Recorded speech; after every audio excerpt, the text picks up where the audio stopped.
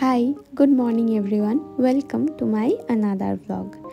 এই ব্লগটা বেশ অনেক দিন আগের। এটা পয়লা বৈশাখের দুদিন আগের ব্লগ। পয়লা বৈশাখের আগে তো বাড়িতে অনেক ধোয়া কাচা থাকে, প্রায় বাড়ির সমস্ত কিছুই ধোয়া কাচা থাকে। তো এই বছর তো মার হাতে ব্যথার জন্য সেরকমভাবে কিছু ধোয়া কাচা করতে পারেনি, তাই আমরাই সবাই মিলে ধোয়া কাচাগুলো সেরে ফেললাম। আর ঠাকুর ঘরে যা যা ধোয়া কাচা ছিল ওইগুলো সাম্বা করলো। আর এইদিকে দেখো আমার পয়লা বৈশাখের জামা চলে আসছে। এই বছর কারোর জামা হয়নি, শুধু আমার একারই হয়েছে। কটন তো আসে নাই, কটন কটনই দেখি তো কোথায় এটা। Wow, so beautiful. তোমারই সাইজের একদম। হ্যাঁ, আমি বললাম না এটা একদম ঠিকঠাক সাইজ আসবে।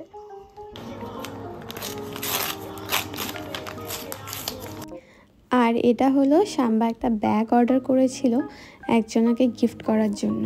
তো সেই ব্যাগটা ভালো আসেনি, একদমই খারাপ এসেছে, একটুখানি নষ্ট নষ্ট এসেছিল ব্যাগটা, সেই জন্য এইটা রিটার্ন করে দেওয়া হয়েছে। তোমরা হয়তো বুঝতে পারছো না ভিডিওতে, কিন্তু যখন অর্ডার করা হয়েছিল তখন এটা হালকা অফ হোয়াইটের মধ্যে ছিল, কিন্তু এখানে কালারটা দেখে মনে হচ্ছে সাদার মধ্যে কেউ নোংরা ফেলে দিয়েছে, এতটাই বাজে লাগছিল।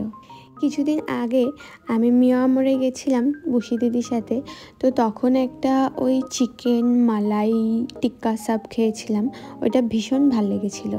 তো আজকেও মিন্টুদাকে আমি ওইটাই আনতে পাঠিয়েছিলাম।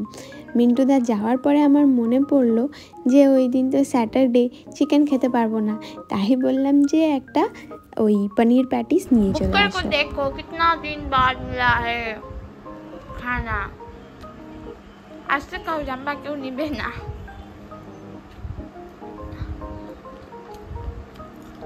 मिंटू ताके जाओ तू मिंटू ताके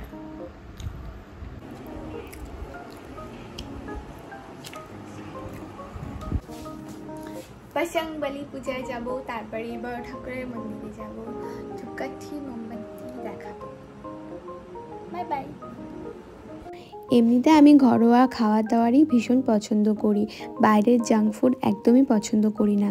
তবে কি হয়েছে, এখন তো আমিই রান্না করি, আর আমি একেবারেই তেল মশলা ছাড়া, মানে তেল মশলা একদম কম কম দিয়ে রান্না করি, তাই নিজের ওই জঘন্য রান্নাগুলো না মাঝে মধ্যে নিজেই খেতে পারি না, তাই এখন না বাইরের খাবারের প্রতি ভীষণ ক্রেভিং হয়। এই তো মা আর সাম্বা পৌঁছে গেছে মন্দিরে, ওখানে এখন ধূপকাঠি মোমবাতি ধরাবে, তারপর প্রণাম করবে। আর আমাদের পাড়াটা কি সুন্দর করে সাজানো হয়েছে দেখেছো, পুরো আলোয় আলোকিত হয়ে গেছে। এই তো সাম্বা এখন আমাদের সবার মাথায় ফুল ঠেকিয়ে টিপ পরিয়ে প্রসাদ দেবে, তারপরে এখান থেকে আমরা যাব বড় ঠাকুরের মন্দিরে। আজকে যেহেতু স্যাটারডে, তো আজকে আমরা একটু বড় ঠাকুরের মন্দিরে ধূপকাঠি মোমবাতি ধরাবো। আমি, মিন্টুদা আর সাম্বা, আমরা তিনজনেই যাব। তো বেরিয়েছি রাস্তায়, তারপর দেখছি খুব ভিড় রাস্তায়, আস্তে আস্তে যেতে হলো। তারপর ওদের নাচা গানা একটু দেখলাম, তারপরে একটুখানি ভিডিও করে নিলাম।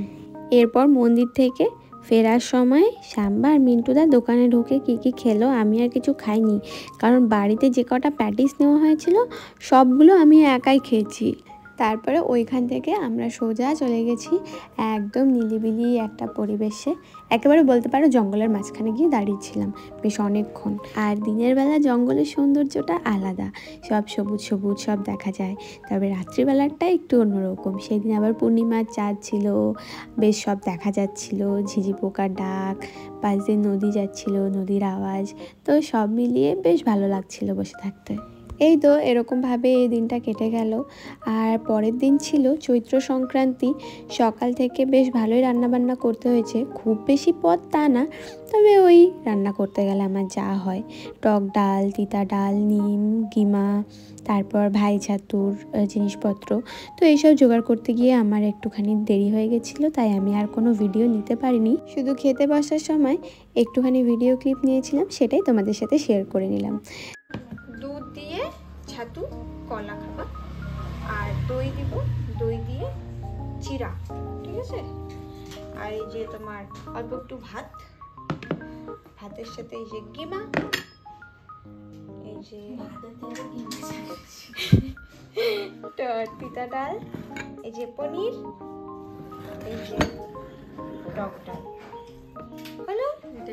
বাঙালিয়ানা। চাটনিটা তো দিল না, চাটনি পাপড়। চাটনি পাপড়, এটা কি বিয়ে বাড়ির রান্না নাকি? চৈত্র সংক্রান্তির রান্না। ওটা কি এবার গাজর দিছো নাকি? লাড্ডুটাও মাখতে দিছি, ভালো লাগবে। আর লাগবে না, আর লাগবে না। আর তুই খাবি না, বাবু খাবে। আচ্ছা, একদম একবার নিজেরা খাবে না দেখে আর কেউ খাবে। বাবু তুমি খাবা কি? তো আজকের ব্লগটা এখানেই শেষ করছি। যদি ভিডিও ভালো লেগে থাকে তাহলে অবশ্যই একটা লাইক করো, আর আমার চ্যানেলে নতুন হলে চ্যানেলটাকে সাবস্ক্রাইব করে দিও। দেখা হচ্ছে নেক্সট কোনো একটা ব্লগে। শেষ।